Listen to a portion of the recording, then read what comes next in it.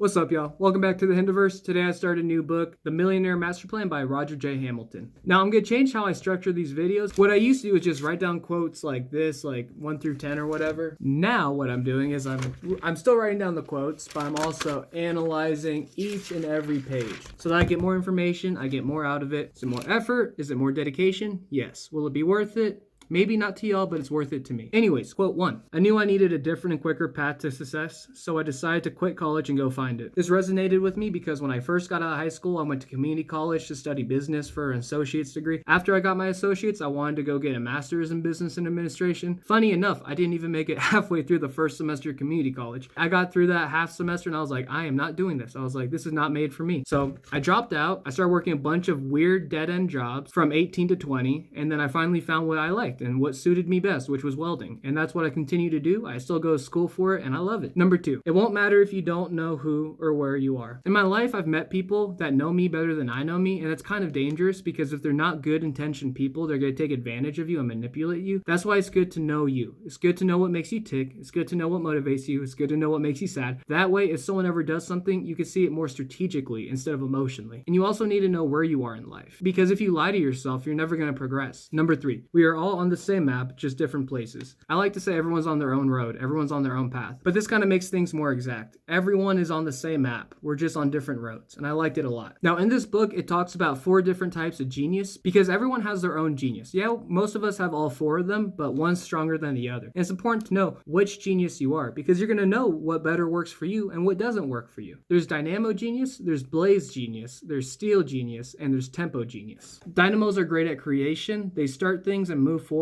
They're not so great at finishing and timing. They have peripheral issues. The winning formula is creating value through innovation. Losing formula is consultation and relying on intuition. The opposite of a dynamo genius is a tempo genius. Examples of dynamo geniuses are Richard Branson, Bill Gates, and Steve Jobs. They have the answer to what. They ignore those who criticize them and don't worry about the small things. Now, blaze genius. A blaze genius is great at conversation and communication. They're not so great at details and they lack analysis. Their winning formula is creating leverage through magnification. They start with, how can this only be done with me? They build by building relationships. Their losing formula is calculation. The opposite of a blaze genius is a steel genius. Examples are Jack Welch, Oprah, Ellen, Larry King. They are charismatic people focused on leadership and connections. They ignore criticizers for telling them to focus on numbers. They go out there to make a difference in people. They are the answer to who. Tempo genius. They're great at staying grounded and dealing with lots of activity. Expect them to do what needs to be done on time. They're not so great at innovation, public speaking, and seeing the big picture. Their winning formula is creating value through timing.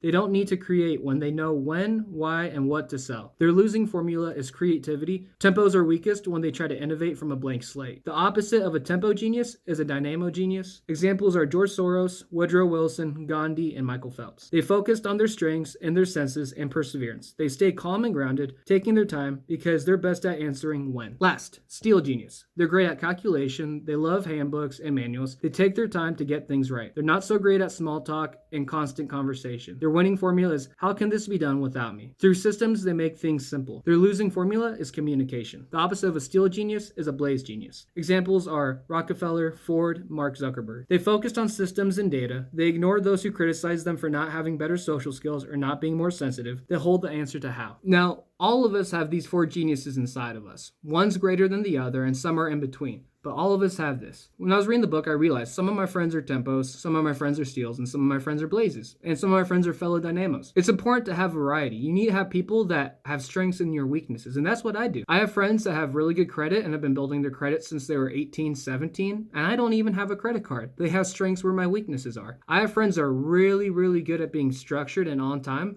I'm really bad at it. I'm good at creating though. I like to create. And I have some friends that are really bad at creating and innovating and making systems. And that's where my strengths are. You need to find people that have strengths where your weakness is. There's this concept in the book called flow. And I'll read the quote. All living systems flow. Our bodies flow, talent flows, products flow, information flows, so does wealth. When flow crosses flow, wealth grows. And what he's saying in this is we each have our own flow. A dynamo has their flow, a tempo has their flow, a steel has their flow, as well as blazes who have their own flow. And when you get a tempo and a steel and their flows cross, if you're able to work things healthily and positively together, you're both going to be in a better situation. That's all I have for today. Like, subscribe, comment, all that shit. Until next time, I'll see y'all in the Hindiverse.